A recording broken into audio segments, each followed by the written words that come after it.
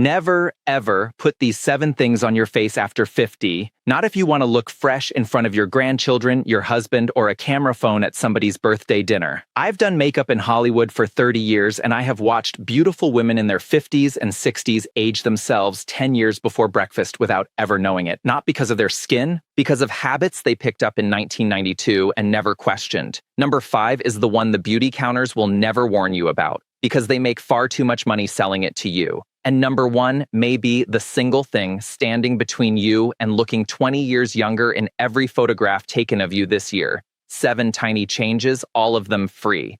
Stay with me to the end. We're counting down from 7. Number 7, stop dragging foundation across your face.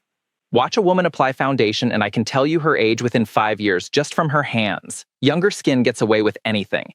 You can wipe product on with your fingers, swipe a sponge side to side, buff it around in circles with a big brush, and it looks fine because plump skin has nothing for the product to fall into. Mature skin does. Every fine line around the mouth, every soft crease at the outer eye, every bit of texture across the cheek is a little valley. And when you drag foundation sideways across your face, you are not covering those valleys. You're plowing product straight into them. That's your cakey look. That's the reason your smile lines look drawn on by lunchtime like grout between tiles. So we press. A damp sponge, tapped and rolled, never swiped. Press the product down into the skin instead of pushing it around on top of it. You use dramatically less foundation, which is the whole point, and the finish sits in the skin rather than on it.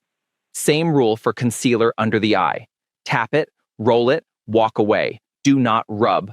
That thin, delicate under-eye skin is the first place your makeup will betray you, and rubbing is how you hand it the ammunition.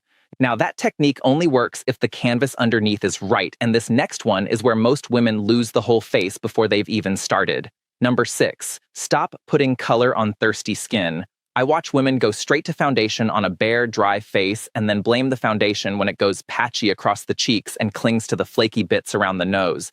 Foundation is not skincare. It cannot fix a dehydrated surface.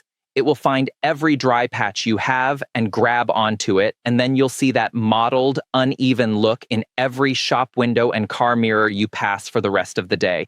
60 seconds. That's all this takes.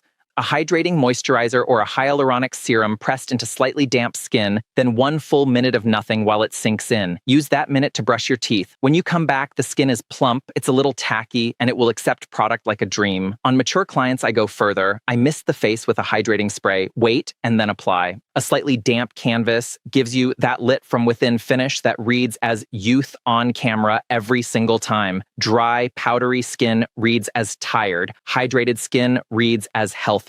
That's the entire difference, and it costs you 1 minute in the bathroom. So that's the surface sorted. The next one comes in a tub. It sits on your bathroom shelf right now, and it is the reason your under eye looks worse at 3 in the afternoon than it did at 8 in the morning. Number 5, stop powdering your whole face, and for the love of God, stop baking. This is the one I promised you in the first 10 seconds. The one the beauty counters will never say out loud, because loose powder, setting powder, finishing powder, translucent powder, banana powder, that entire wall of little tubs is pure margin for them and quietly aging for you. Baking is when you pack a thick layer of loose powder under the eyes, let it sit, and dust it off. It went around the internet a few years ago, and I have been furious about it ever since. It was invented for drag performers and for young actresses under hot stage lights, where the only goal is to stop sweat. It was never meant for 58-year-old under-eye skin, which is the thinnest skin on your entire body and drier than it has ever been. What powder does in crepey texture is settle. It collects in every tiny line, dries the area further, and creates that gray, chalky, cracked look that photographs like a roadmap. That powder lands exactly where you least wanted anybody looking. The change. Powder only where you actually get shiny, which for most women over 50 is a narrow strip down the center of the forehead, the sides of the nose, maybe the chin.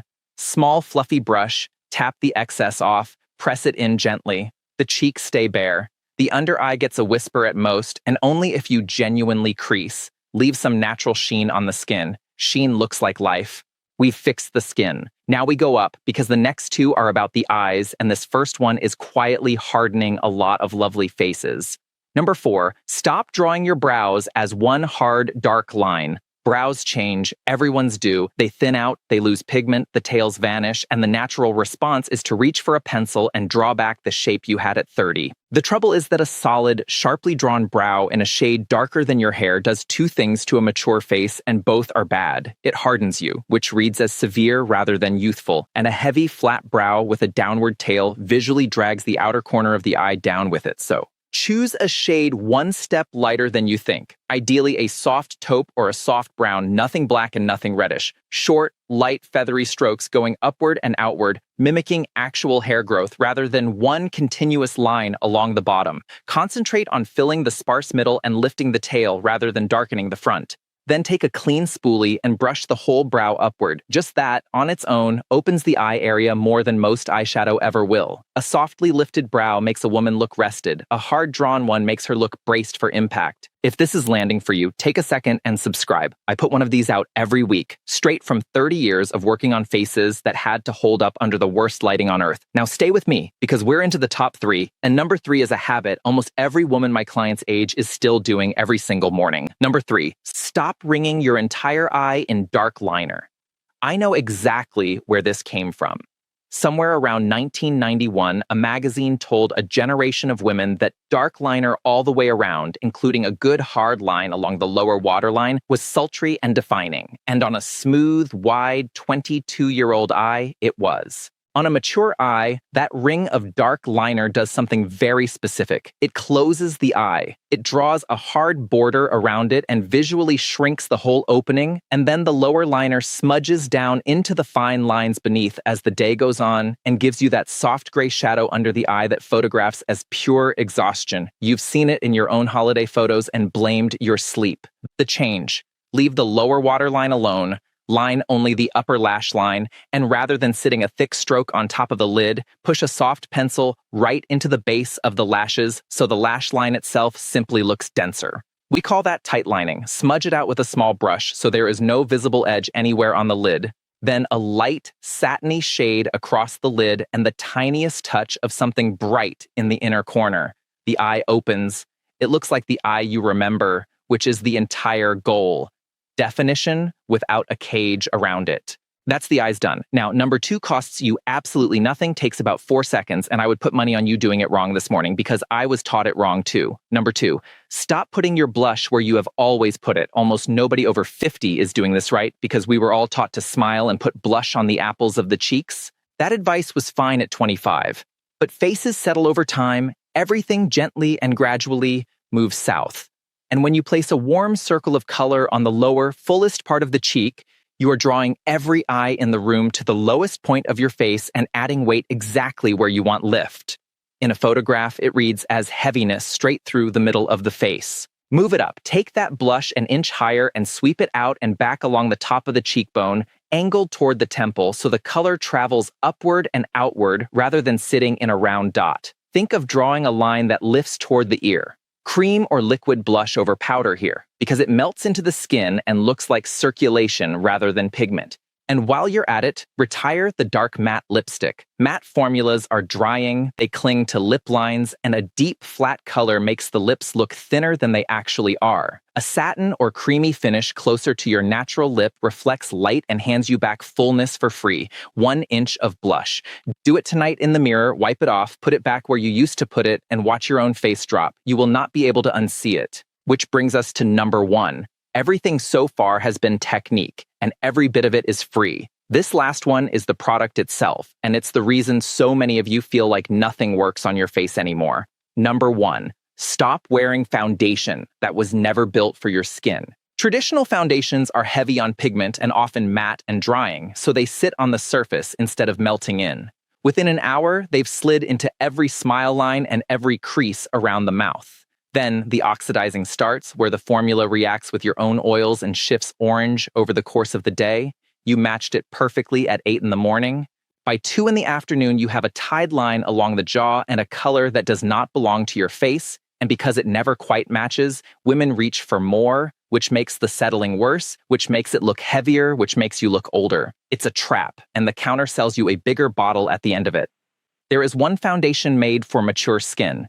It helps blur fine lines, smooth texture, looks natural, not heavy, almost impossible to oxidize, and it's loved by hundreds of women. It's called Luxe. It's not in stores yet, but it's the best-selling foundation on Amazon right now, so the link's in the description below, or scan the QR code on your screen. If it's gone, it's gone. And you can imagine the results like this. Results may vary. Pair Luxe with the press and roll method from number 7, and I promise you'll use half of what you're using today and look twice as expensive. And if you comment secret, I'll send you one more secret step for mature skin that may help your makeup last 12 hours or more. Make sure you're subscribed or I can't reach you. So that's the 7 counting down. Press instead of drag, hydrate before you apply. Powder only where you shine, soften and lift the brow, open the eye instead of closing it. Take your blush an inch higher and get out of a foundation that oxidizes and into one built for the skin you actually have. Not one of those requires a procedure, a dermatologist, or a new personality. The next time somebody takes a photo of you at a restaurant table, you're going to look at it and not immediately want it deleted. That is the whole goal. That is what 30 years in the makeup trailer taught me. Subscribe and stay with me because next week I'm breaking down eye makeup for hooded and mature lids, which is the question I get more than any other, and the answers are not what you were told. I'll see you in that one.